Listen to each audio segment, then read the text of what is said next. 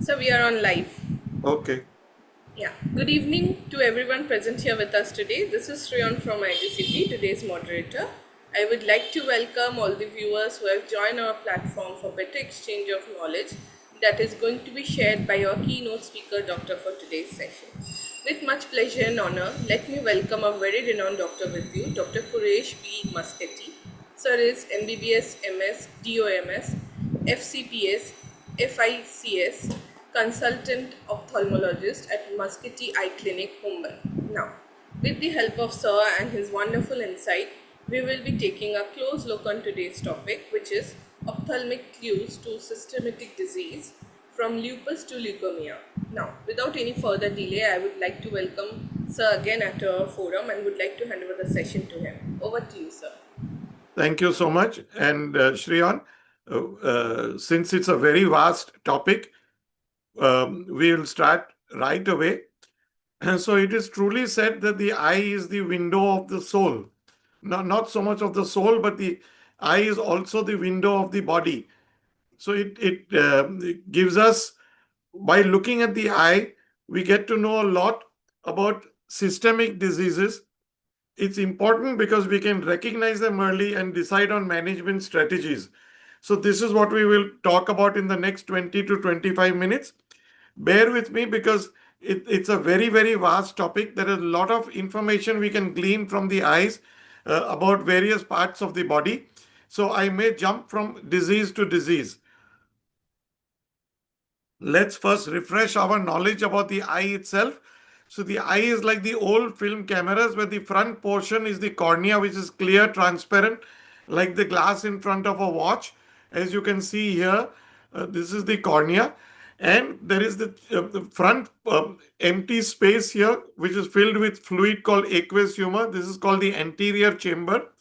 The brown portion of the eye, which is called the iris.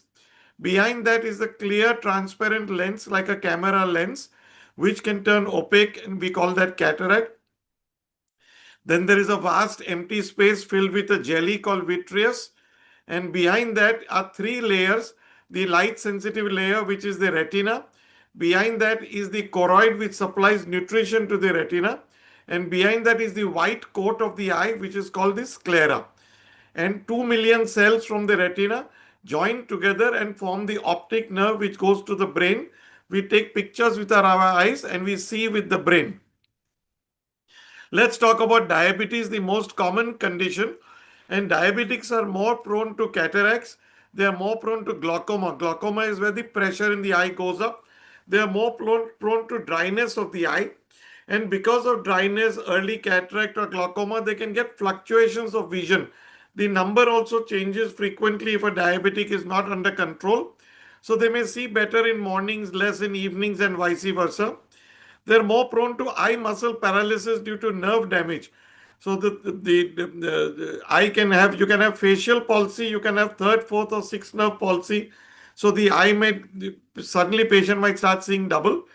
The retina and the optic nerve are more prone to inflammations as well. And they may be bleeding because in diabetes, the blood vessels become very fragile. So without any trauma or very trivial trauma, you can get bleeding or hemorrhage anywhere in the eye. You can see this picture where there is ecchymosis or bleeding in the orbit, which is causing blood clots in the upper and lower lids and in the eye itself.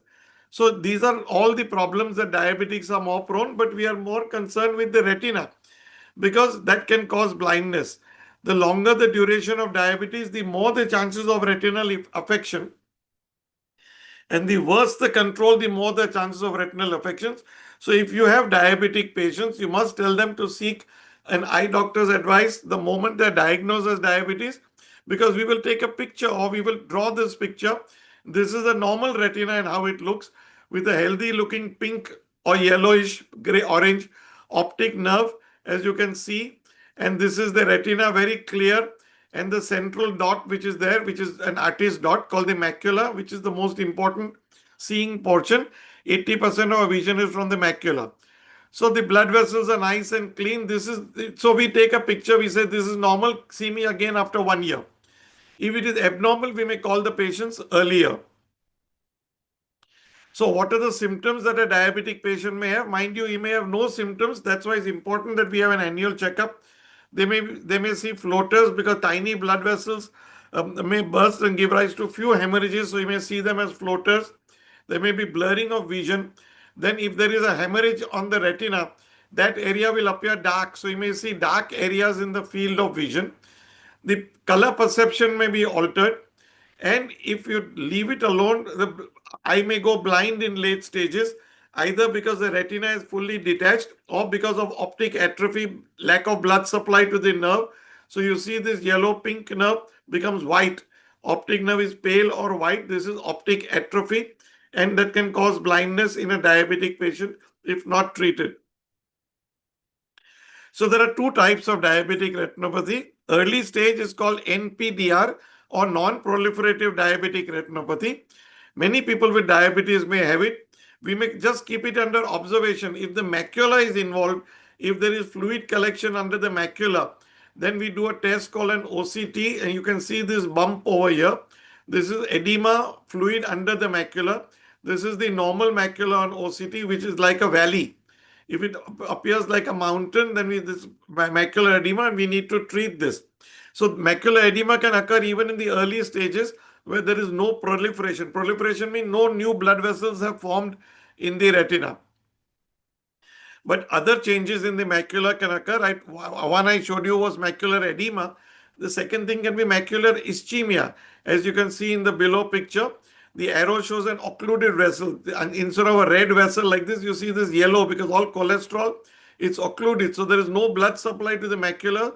When we take an OCT test, you can see this black patch where there's no blood supply to the macula.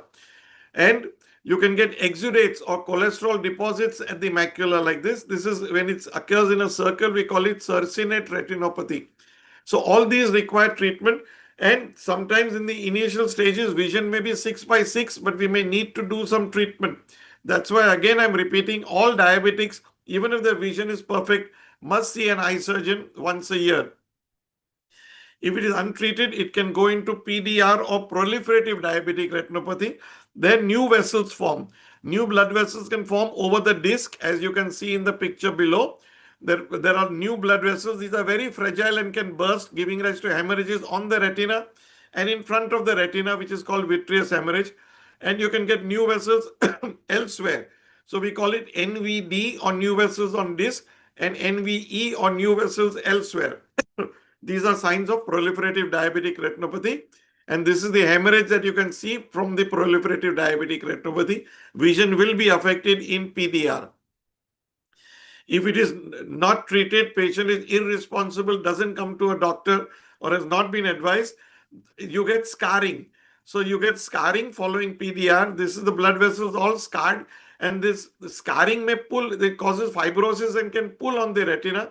And when it pulls on the retina, you get a retinal detachment. Because it is a detachment because of traction or pull on the retina, we call it a traction retinal detachment. So PDR is very serious. It can steal both central and peripheral or side vision.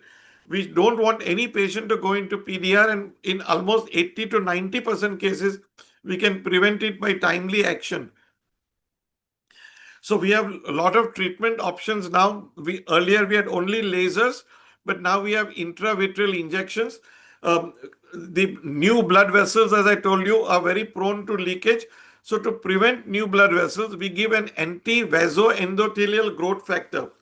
Vasoendothelial growth factor is produced in large quantity in a diabetic, and that stimulates new blood vessels to form, which are very fragile. So if we give an injection of an anti-VEGF or anti-vascular endothelial growth factor, there are many commercial names which I don't want to talk about, but we give it in the jelly of the eye and it goes towards the retina. So you can see the picture where we are giving the intravitreal injection. Sometimes if there is a lot of macular edema, we give steroid injections as well to reduce macular swelling. And the mainstay is laser treatment or photocoagulation. So what we do is new blood vessels are formed in reaction to hypoxia, or the retina is getting less oxygen. So to get more oxygen, it stimulates the new blood vessels to form, which are fragile and give rise to bleeding. So we convert the hypoxic areas into anoxic areas. We actually kill them with the laser. So you can see over here, the lower picture, there is a branch retinal vein occlusion. One retinal vein has broken and all these hemorrhages occurred in one sector. This is branch retinal vein occlusion. If the hemorrhages occur all over the retina, we call it central retinal vein occlusion.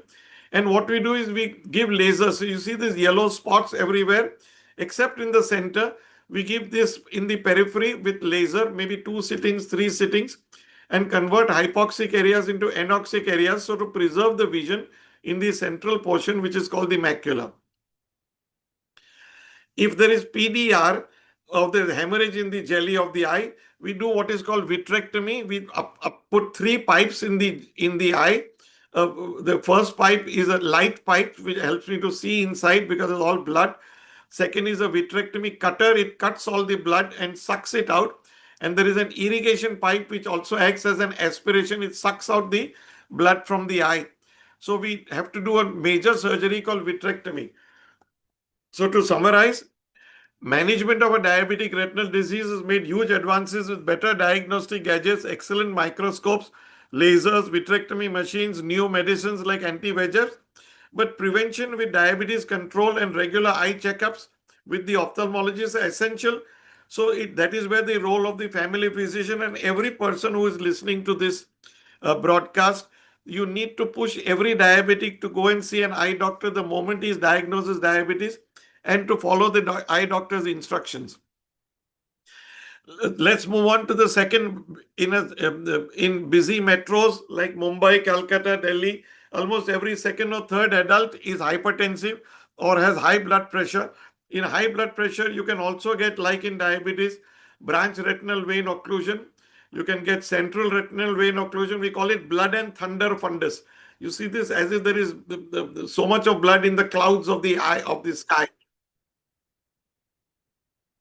So you can get exudates, you can get hemorrhages, very much similar to diabetic, but you get blood vessels which can, just like in the heart in a hypertensive, you can get occlusion. So major vessels can get occluded, and you can get the swelling of the optic nerve, which is called papilledema, which is typical in grade 4 hypertensive retinopathy. So many times patients don't know they have hypertension. I look at them and I see this type of fundus picture and I tell them you're hypertensive. They said, no, doctor, we've never had a blood pressure checked. And I check it, it is 180 by 120. So the eye is the window to the body. We sometimes, eye surgeons detect hypertension and refer them to the cardiologist. So we talked about the two commonest, the diabetes and the hypertension. Now let's go on to some of the congenital syndromes. Some of these are developmental anomalies. The child comes out with a deformed head like this in Crouzon's and Apert syndrome. The orbits are very shallow. There is decreased motility of the eye muscles. And because the orbits are shallow and the eyes are protruding forward with proptosis, like you could see in the Crouzon syndrome, the cornea gets exposed. The eyelids don't close the eye well. So you can get dry eye and corneal exposure. Corneal ulcers can occur. And you can get craniofacial malformations and syndactyly. So if you see a patient like this, the eye surgeon needs to be seen early, because we may want to close the eyelids to help them to close to prevent corneal damage. A fairly common syndrome is called golden hair syndrome, where they have an accessory auricle. So near the ear, there is some extra appendages which you can see here, accessory ears. And the lids often have a coloboma. So the lid is not complete. There is a hole in the lid and they get dermoids. You see these dermoids over here in the sclera. So you get dermoids in the sclera. The lids are open. So again, you can get an exposure keratitis because of this lid notching. So they may need early plastic surgery to correct the eyelid deformities. Important thing, when we see a golden hairs patient, we always refer it to the pediatrician, because they can have back problems, spine problems, and they can have cardiac problems, enlarged heart and other things. So it is a danger to life also. So besides the vertebral anomalies, cardiac anomalies are there. So we often refer them to the pediatrician. Sometimes patients are born with megalocornea or large cornea that you can see. If the infant's cornea, which is normally less than 12 millimeters, if it is larger with no glaucoma, we suspect megalocornea. is usually bilateral, sex-linked inheritance. 90% are in males. It can be associated with Marfan syndrome, Eppert syndrome, and mucolipidosis type 2 syndromes. And we have to keep looking out because the cataract may occur early, and the cataract may be subluxated or not in its normal place. Conversely, you can get microcornea or a small cornea. If the diameter is less than 10 millimeters, they are associated with many diseases of the connective tissue. Mesodermal disorders like Ehlers-Danlos syndrome, Weil-Marchesani syndrome, Waardenburg's, Turner's, and even in rubella, you can get microcornea. They might get early cataracts, as you can see in the first picture above. So I told you about large cornea, small cornea, then you can get keratoconus or a conical cornea. So conical cornea again occurs along with many mesodermal syndromes like Ehlers-Danlos, Marfan syndrome, Down syndrome. And these patients are chronic eye rubbers. So when they rub their eye, the cornea, which is already weak, protrudes forward like a cone. We do a test called an AS-OCT or anterior segment OCT, and you can see this red area which is there, which is the steep area. In the middle picture, you can see the cone, this cornea is conical and protruding forward. So this is keratoconus. If it protrudes evenly across, it is called keratoglobus, the whole cornea. But if only a small segment protrudes, it's called keratoconus. We are finding many new associations with keratoconus, such as aniridia, macular colobomas, ankyloblepharons, and others.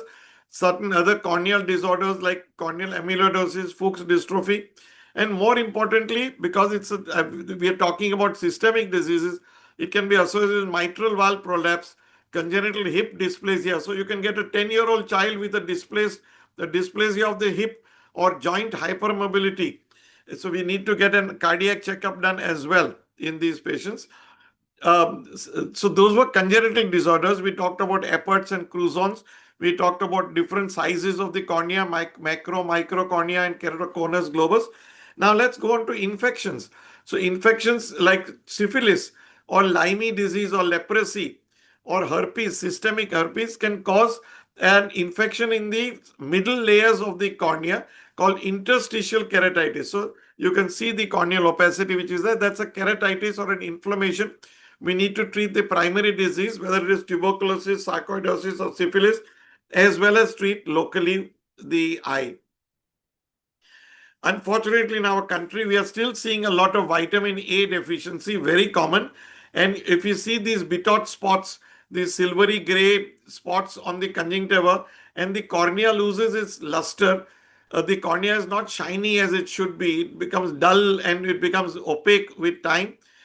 This is called keratomalacia. Malacia means softening of the cornea. Look at this young sweet girl with bilateral keratomalacia, which is a sequelae of vitamin A deficiency.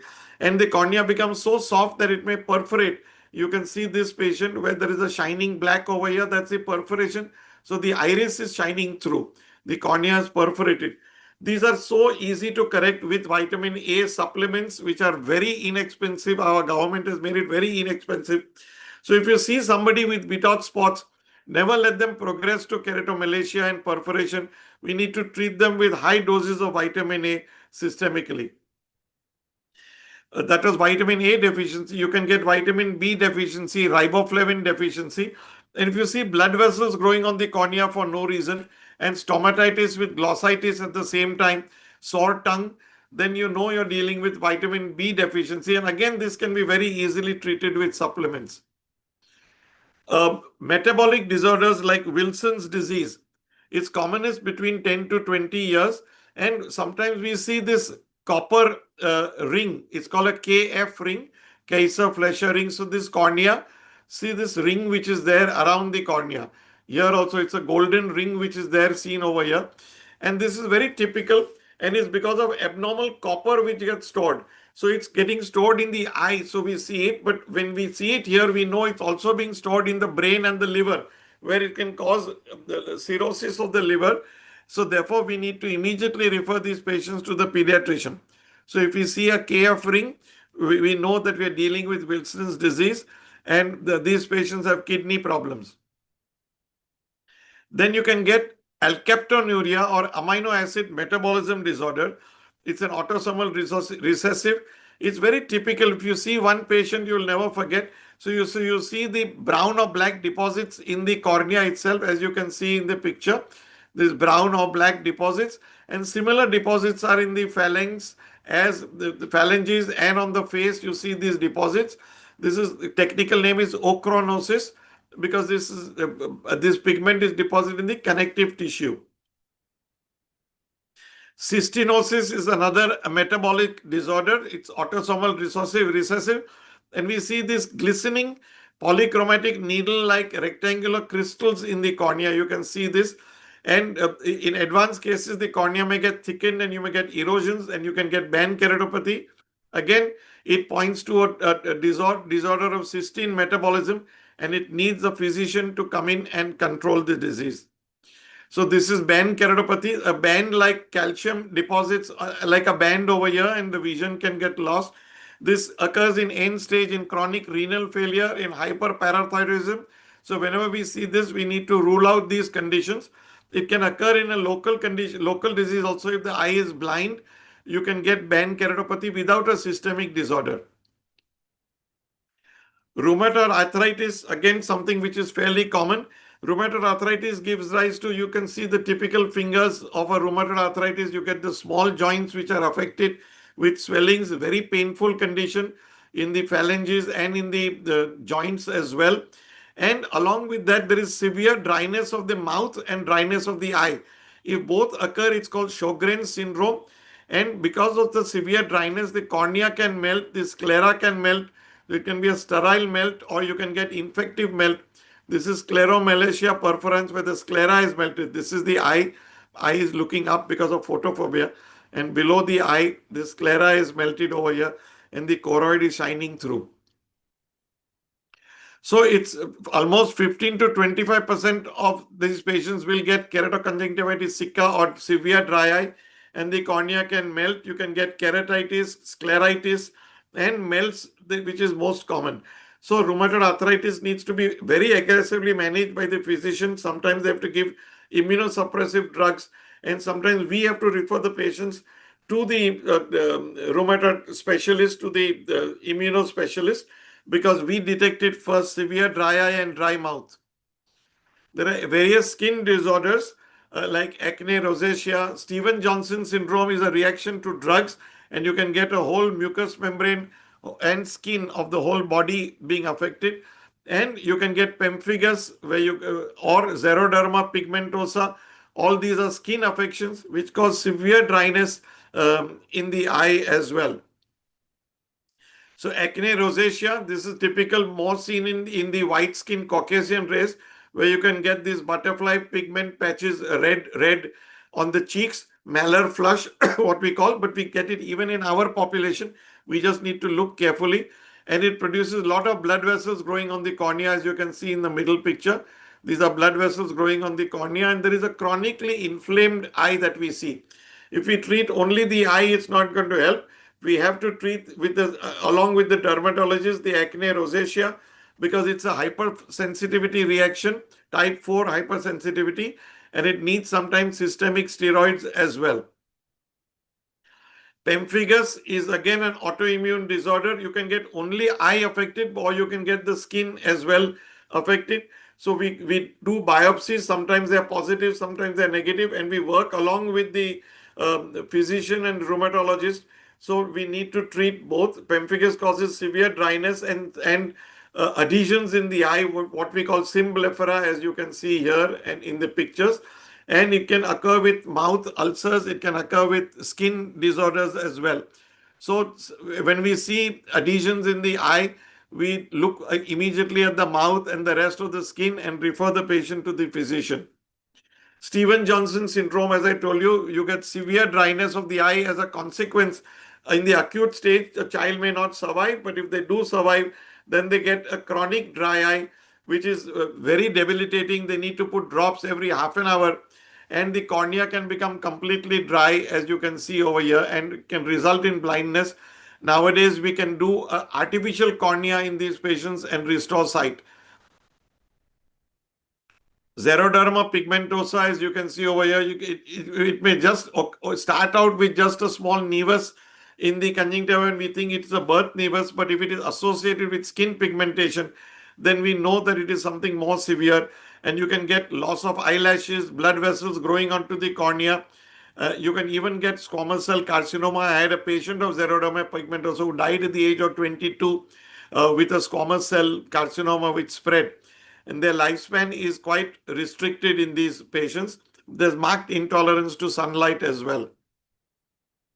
And we were talking about systemic lupus. In fact, we titled this as From Lupus to Leukemia. So we must end by talking about lupus and leukemia. So lupus is an autoimmune disorder, systemic lupus erythematosus or SLE. It can cause dry eye, inflammation of the retina, optic nerve, scleritis. As you can see over here, red eye over here in lupus. The eyelid skin is involved all around here. You can get it in the orbit itself, and you can get the retina affected with blood vessels, with hemorrhages over here, and the optic nerve itself can also get affected, and patient can go blind because of SLE. They need systemic immunosuppressives. And many blood disgraces, right from anemia to leukemia, give rise to hemorrhages in the retina. You can get hemorrhages in the orbit. So you get a proptosis like this. Hemorrhages, you see these hemorrhages in the retina, the nerve is normal because of leukemia. And you can get a tumor above the limbus. So limbus is the part where the cornea meets the sclera. You can get this big bump over here. This is a tumor, and we think it's some carcinoma, but no, when we do a biopsy, it's a leukemia. So we need to do a blood workup. And you can get inflammation also, not necessarily only hemorrhages, but you can get inflammation. In the lowest picture, you can see that there is uveitis with a hypopion, that white thing which is there in the anterior chamber. That is the pus in the anterior chamber because of inflammation. So to summarize, we have talked to you about various systemic disorders. We talked right from the diabetes and hypertension, which are so common, and then went on to disorders of the cornea, the different shapes, macro, micro cornea, keratoconus and keratoglobus in various syndromes. And then we went on to talk about various autoimmune disorders and like systemic lupus, pemphigus, and we talked about skin conditions like Stevens-Johnson syndrome, and then ended up with talking about lupus and leukemia and other blood dyscrasias. Thank you so much, Shriyan. I'll be happy to answer questions. Yes, sir, we do have some questions. So, sir, the first question is, how can routine eye exam aid in the early detection of hematological malignancies such as leukemia?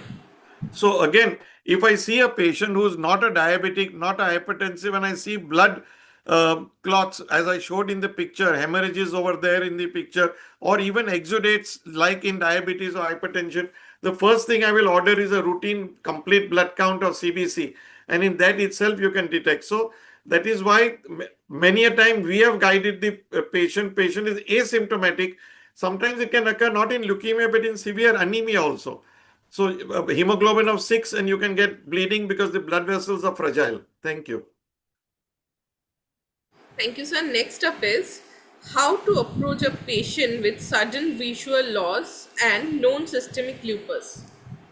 Yes, so sudden vision loss can be due to many causes. So we have to go very systematically. First, we examine the eye from front to back.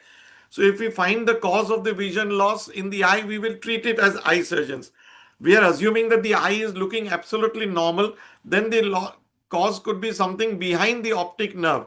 So it could be something in the brain, it could be a tumor, it could be hemorrhage, it could be. So then we would then go ahead and order a neurological investigation and an MRI. But many a time we can detect it right from the eye by looking at the eye very carefully. Thank you. Thank you. So there's one last question.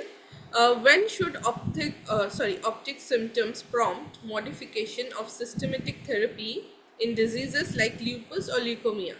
Yeah. So in leukemia, we have only a role in identifying that this is leukemia and refer it to the hematologist to work up. And after that, we don't the treatment of the leukemia and the changes in the eye don't run hand in hand. But in other conditions like systemic lupus, in rheumatoid arthritis, we are constantly working with the physician team, because sometimes the physician team says that now the rheumatoid arthritis or the systemic lupus is in remission, and they say that we want to cut down on the immunosuppressive dose, and we tell them no, the eye is becoming more angry and the eye is showing more dryness, so please step up the dose.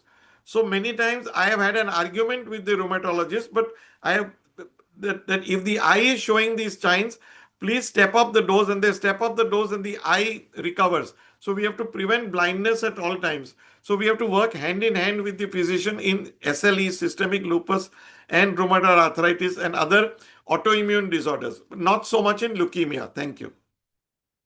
Thank you so much, sir, for answering all our questions. That's all from our audience, sir. Before concluding, sir, any take-home message? Yeah, so two things. One is that those who are listening or have seen this broadcast, whether you're an eye surgeon or not, if you're a doctor, it behoves you that if you see a patient with diabetes or hypertension, please ask them to get at least a baseline checkup and an annual checkup, and then the eye surgeon will tell them if they need to come earlier if they see anything in the eye. Others, when an eye surgeon sees something in the eye and suspects something systemically, please take the eye surgeon seriously, because the eye is the window to the soul and the body. And many a times we refer the patients and the physician says there's nothing wrong with you. Why is the eye surgeon sending you? But they need to take the eye surgeon seriously, because many life can be saved by this. Thank you. Thank you so much, sir, for such wonderful session and for such wonderful presentation. It's a pleasure to have you here, sir. Thank